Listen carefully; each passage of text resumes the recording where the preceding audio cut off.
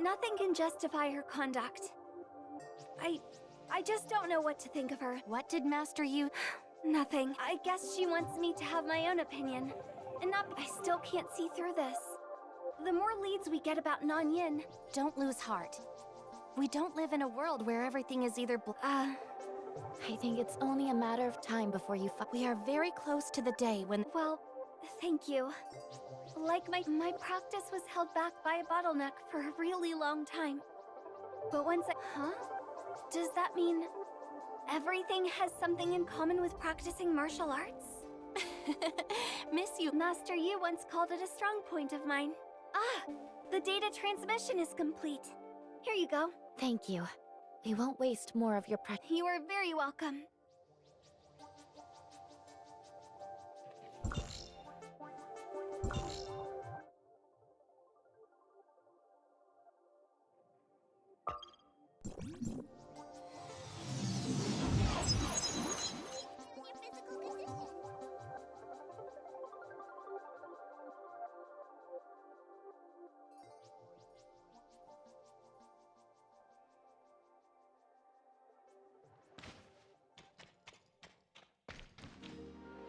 Yeah!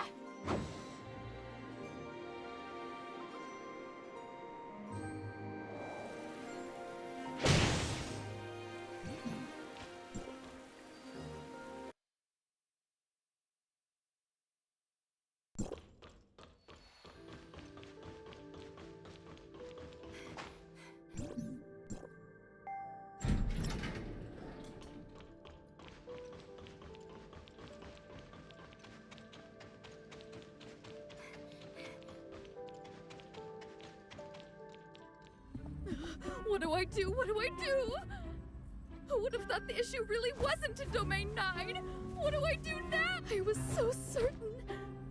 Hollow, answer me.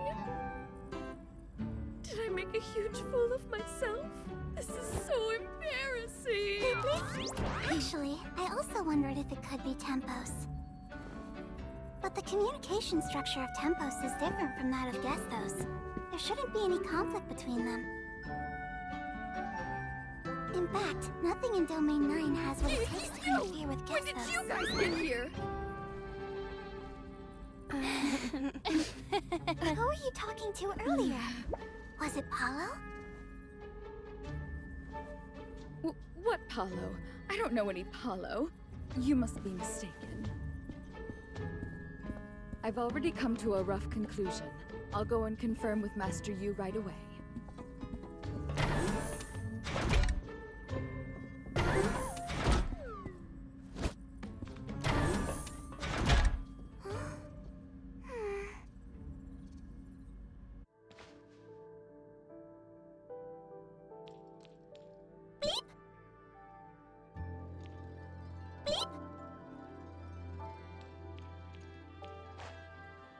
Was that... I don't remember anything.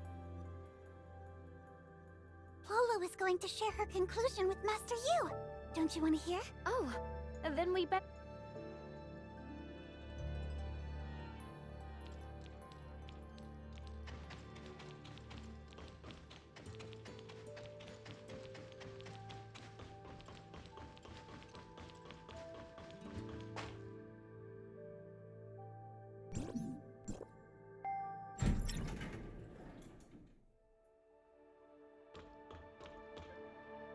Sorry, Master Yu.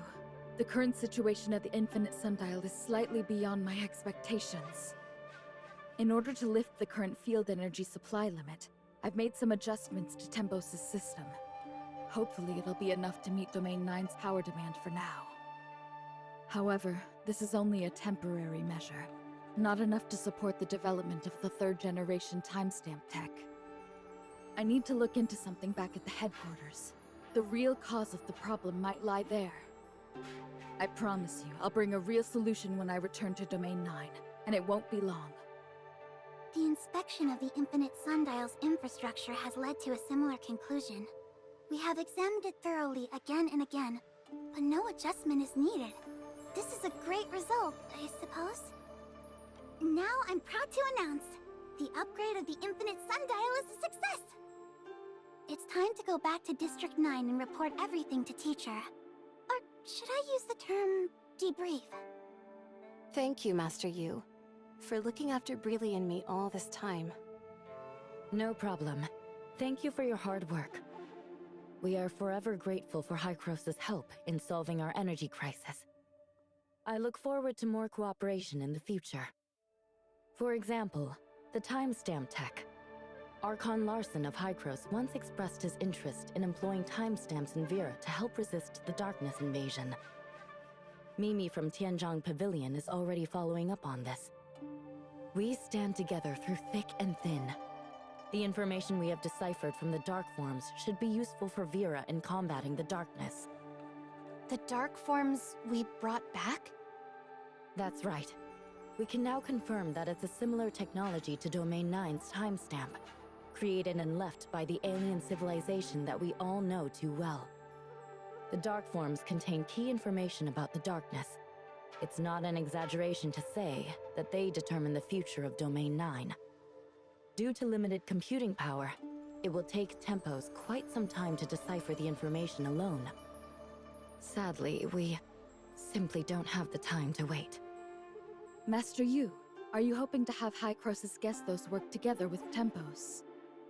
Exactly. Gestos can communicate across time and space, so technically, coordinating a joint deciphering project shouldn't be difficult.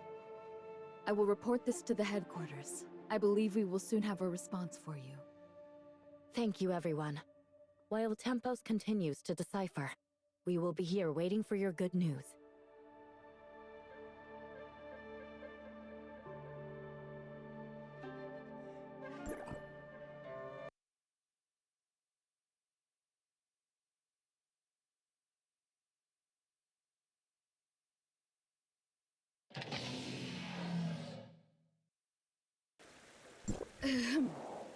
Executor, Shirley, Master Yu has an important announcement to make, so please come to the Infinite Sundial at your earliest convenience.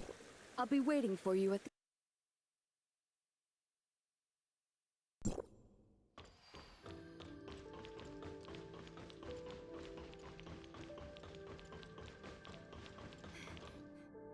Icarus? Executor, Miss Shirley, the second group of reinforcement teams from Hycros has arrived in Domain 9 to assist you.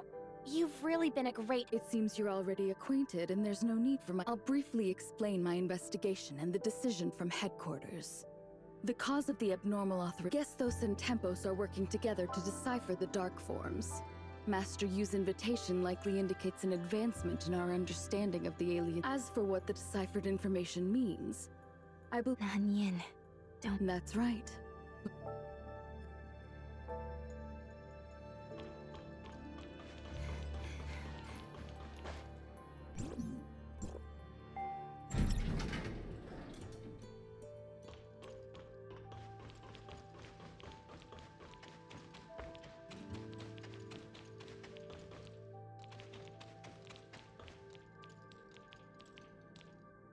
Master Yu, after re-examining the authorization process Gestos conducted on the Omnium reactor, essentially, the reactor wasn't activated properly, and Gestos failed to grant it the necessary operational. So it appears that we have completed the authorization process, which should have enabled the Infinite Sundial to channel Omnium energy.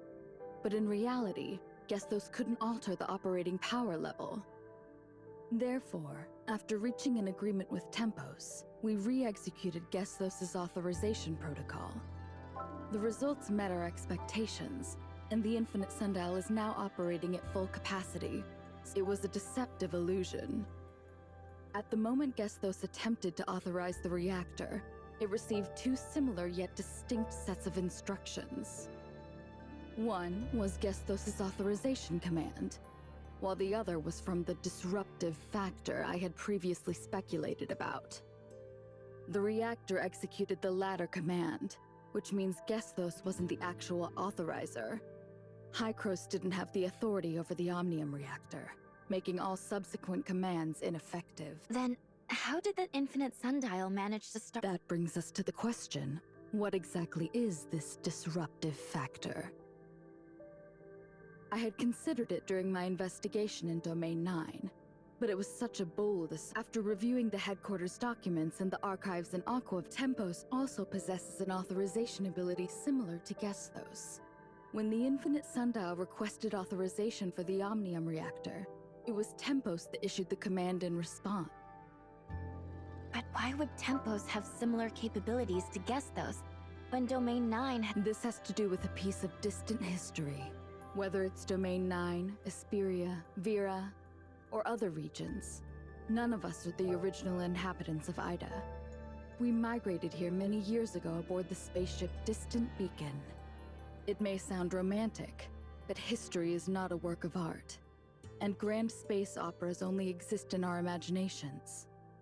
Of course, there's nothing wrong with believing in beautiful fantasies. They give us courage to face adversity. For some reason, Distant Beacon did not land successfully, but self-destructed above Ida's orbit. Before executing the self-destruct command, it released 5 frontier pods. Only 2 of the 5 pods managed to land successfully on the surface. Another 2 crashed, and 1 lost contact with the rest. Combining information from both sources, we now have sufficient evidence to prove that Domain 9 was Domain 9 shares the same origin as Ida, which is the conjecture we have always hoped to confirm. Due to the current circumstances, Domain 9 is unable to engage in more in-depth communication with Hykros. However, in our joint investigation of the factors influencing the Infinite Sundial, we stumbled upon decisive— You mentioned Distant Beacon.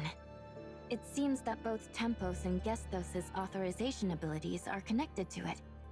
Since they all originated from the same spaceship, could Tempos be the supercomputer from the missing frontier pod number 8, or something like that? Great guess, Miss Shirley.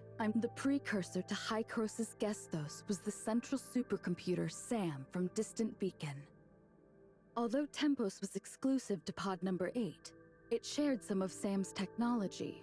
It's not surprising that it inherited the authorization capability with the— So that's how it is. When Pod 8 made an emergency landing on the surface of Domain 9, the compartments were severely damaged, and most of the facilities became inoperable. Apart from Tempos, after completing a basic survey of Domain 9, we discovered the mysterious Black Jade artifacts left by an alien civilization. Using the Black Jade artifacts as a foundation, Pod number 8 pioneered a technological direction unique to Domain 9. Who would have thought that the long-lost friends would eventually be able to reunite? Our fate— Sorry, back to the topic.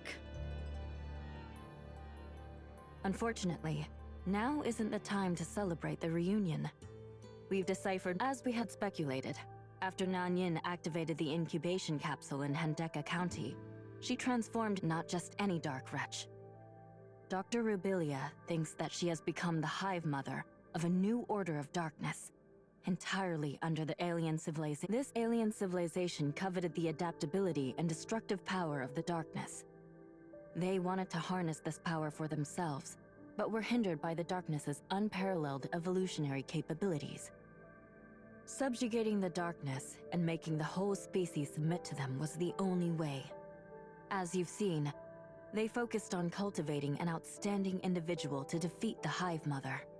And by dominating this new Hive Mother, they intended to seize control of the entire species of darkness. But they failed and suffered severe backlash.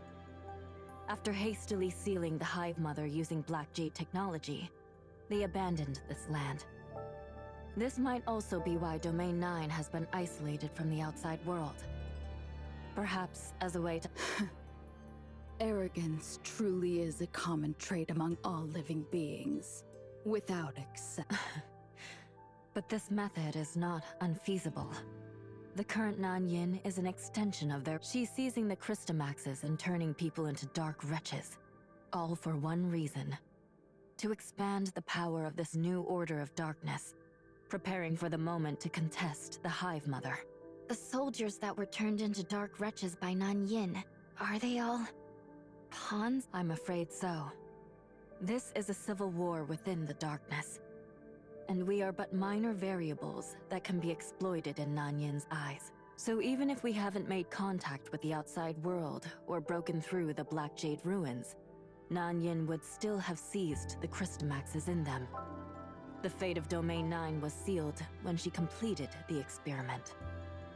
But humanity will not yield to so-called fate, despite our inherent weakness. Just like our ancestors, who were once trapped in this forgotten land, and transformed it into the Domain 9 we see today. Our next step is to get ahead of Nanyin, secure the Crystamax from the Aquaville ruin, and stop her from continuing the fusion. Executor, Miss Shirley, and Mr. Icarus, I hope you can continue to support this operation. It's my honor. The four heads have gathered at the Aquaville ruin. Ban Wei-jun, I'm counting on you. We will do our best.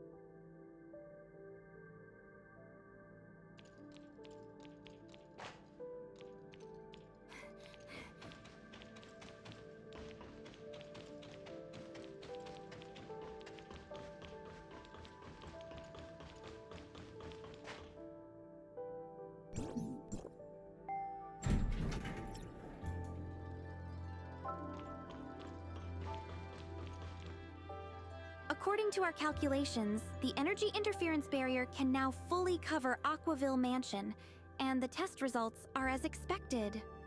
Unfortunately, we are unable to extend the barrier to cover the entire Aquaville region. Until the infinite sundial is repaired, the energy transfer is limited. I understand that the barrier we have now is the result of all-out efforts from the Niners' heavy machinery. Thank you for your dedication. We'll stick to the original plan. Secure the Crystamax, store it in the container, and quickly move it to Aquaville Mansion. Executor, Miss Shirley, you're here. This is Miss Ban Wei-jin, the director of Niners' Heavy Machinery R&D Department. I've heard so much about you both. It's an honor to meet you. The pleasure is ours. Were you just discussing the operation plans for the Aquaville ruin? This mission is critical. We're in the middle of verifying the specifics of the barrier that blocks the Crystamax energy. We must seize the Crystamax before Nanyin becomes aware and secure it safely within Aquaville Mansion. The energy barrier there can block and neutralize the powerful energy radiated by the Crystamax. This way, Nanyin won't be able to detect its location, buying us time to set up the third-generation timestamp system. Once the timestamp system is updated, that'll be our signal to launch a counterattack against Nanyin and the darkness. But the energy barrier only covers the Aquaville Mansion area. That means along the route from the ruin to Aquaville Mansion, we can only rely on a temporary container to block the energy emitted by the Crystamax. We must ensure that nothing goes wrong with this vulnerability. Any slight mistake could undo all our efforts. It's a pity our resources are limited. Otherwise, extending the coverage to the Aquaville ruin would be the safest. Anyway, I'm counting on you. We'll do everything we can to ensure the safety of the Crystamax. Please, rest assured. Where could Nanyin be now? Why hasn't she attacked us before? We haven't had any recent sightings of her. We can only estimate her possible whereabouts from the activities of the special group of darkness she controls. With the power she possesses now, she could easily wipe us out. In fact, I'm pretty sure that was her plan back at the Ignisville ruin. She may see us as nothing more than gnats, but even the smallest insects have repeatedly disrupted her plans. That's probably why she attacked you last time. Darkness energy isn't easy to control. Overdoing it can backfire. Your escape from the ruin last time wasn't just luck. But she won't make the same mistake again. We don't have much time left. Miss Ban Wei-jin, please lead the way. Of course. Please follow me.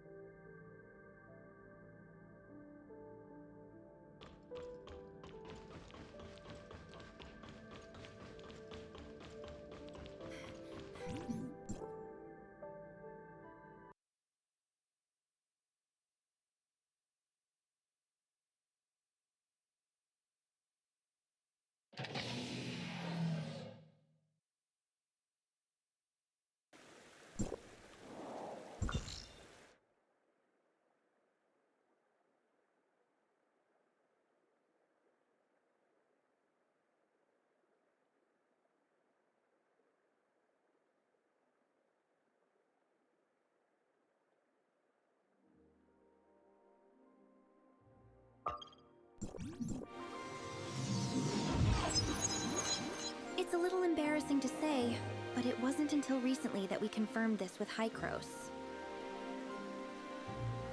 The people of the outside world and us here in Domain 9 were all descendants of interstellar pioneers from Earth.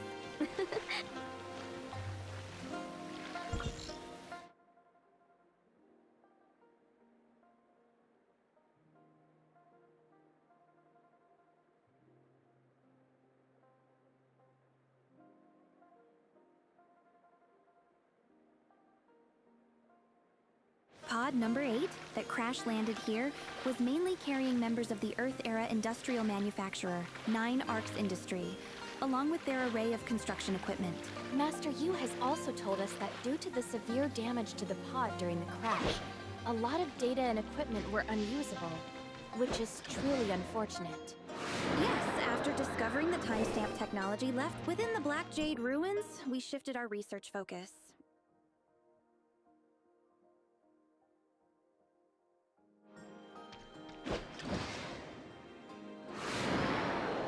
Later, to accommodate the development needs of the various states, we restructured the organization of 9 Arcs Industry. Gradually, we established the organizations you are familiar with today, such as Niners Heavy Machinery, Zhengong, and Tianjiang Pavilion. Fascinating. We never had the chance to get to know Domain 9's history like this before. Indeed. I guess it might have something to do with the long-standing views of the people in Domain 9.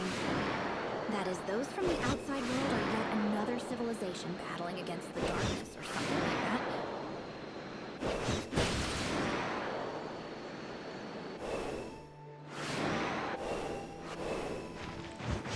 After all, it was only pod number 8 that crash-landed in Domain 9, which then became isolated from the outside world.